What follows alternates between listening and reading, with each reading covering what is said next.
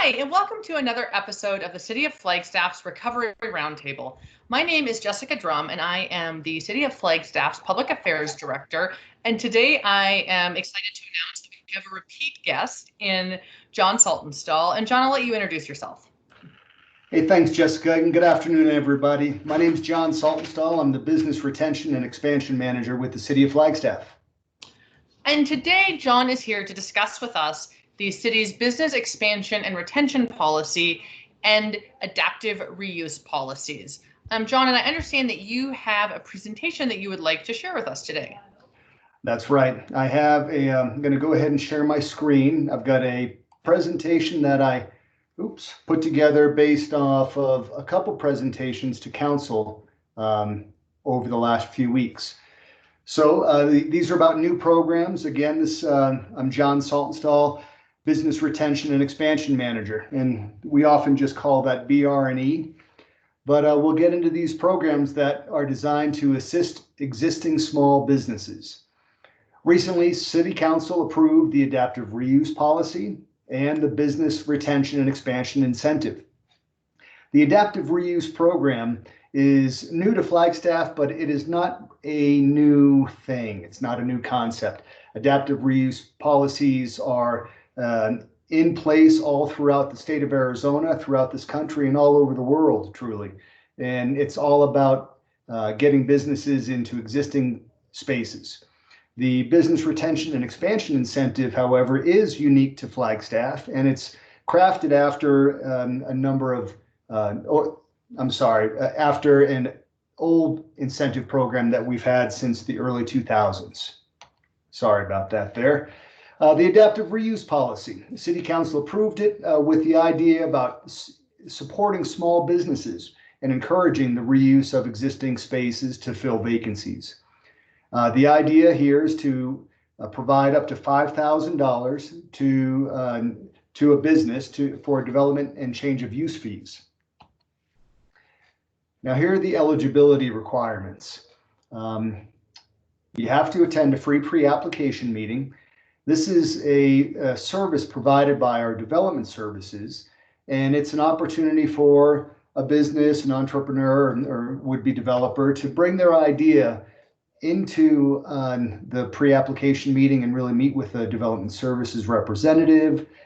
And they will also bring in other people in the regulatory review team to give you an idea about what might need to happen in order to help your project be successful.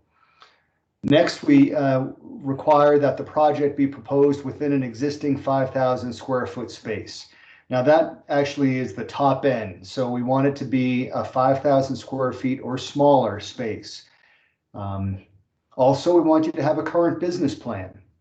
We see a business plan as indicating that you're taking your success seriously, that you've got a budget for your time and money, and to make sure that you're setting yourself up for success. We also then want you to work with a design professional, someone who can take a look at what you're planning to do, take a look at your current business plan, and recognize how much you have budgeted for your tenant improvements. We think the combination of these requirements is really going to help the business to focus on getting started and being successful. And it will also help the business to be able to put their funding where it needs to go, which is to starting their business. So that's an overview of the adaptive reuse program. Now I'll talk a little bit about the business retention and expansion incentive. And it all fits on this one slide.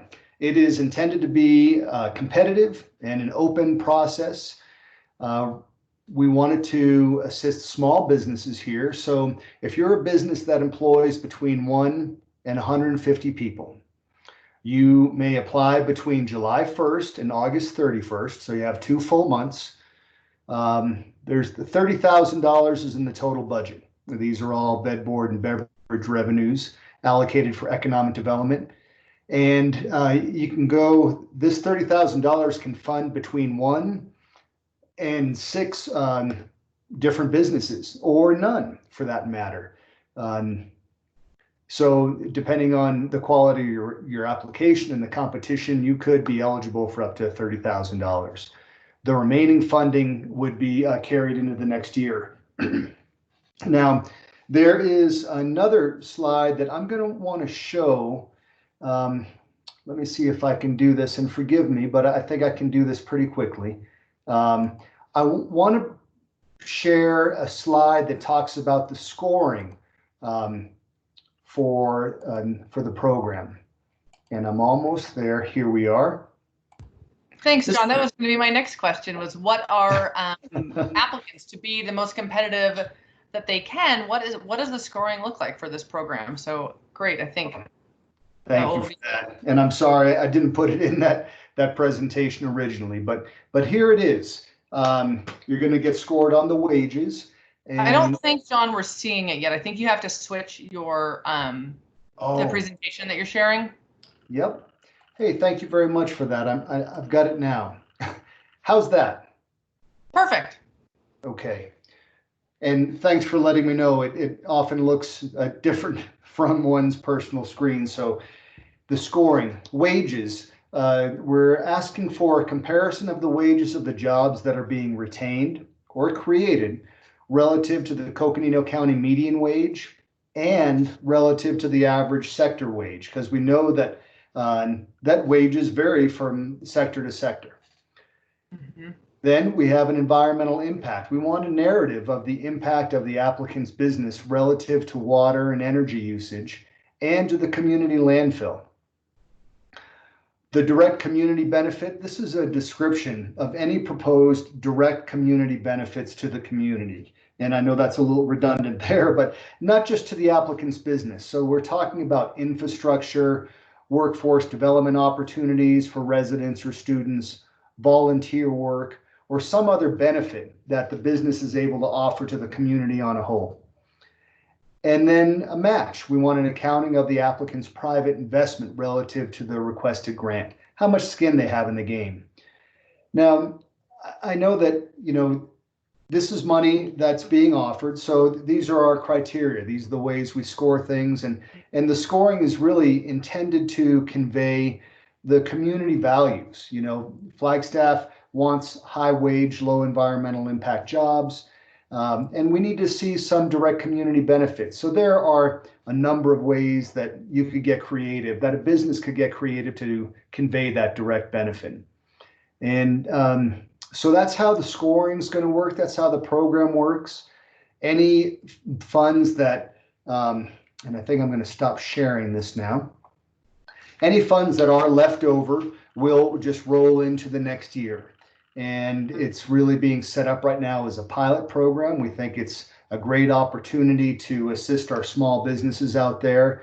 And we're working on materials right now that we're going to be able to send out and place on our website so people can take a look at it. So we're really trying to push this information out right now.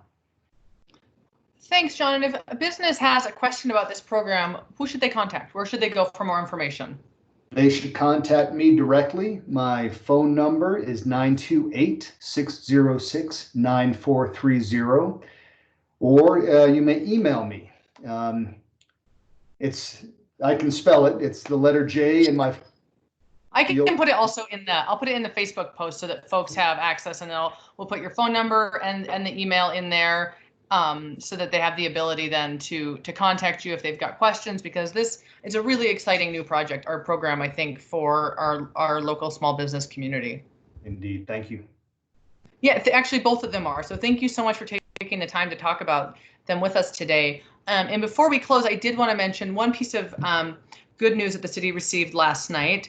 The Governor Ducey announced the allocation of CARES Act funding. So that is the city of Flagstaff and then all the cities and counties in the state of Arizona with a population less than 500,000. So what their allocation from the state's larger pot of funds from the CARES Act would be. And the city of Flagstaff will receive $8.6 million and change as part of our allocation. As a reminder, the total for those smaller communities that could be allocated was 1.8 billion. communities larger than 500,000, so both a county or a city that's larger than 500,000, received their allocation from CARES funding directly from the federal government. So this funding decision by Governor Ducey just impacts those communities that are smaller, of which Flagstaff is one. And so those funds are eligible under the governor's guidance to be used to pay our payroll expenses from March 1st to December 31st for our public safety personnel, so our fire and police personnel. And this information just came down yesterday. We just learned about this yesterday afternoon. So we will be tracking this closely, and as we have more information to share with the community, we will do so. And as always, you are free to submit a question for a future episode of Recovery Roundtable by emailing recoveryroundtable@flagstaffaz.gov. So thank you.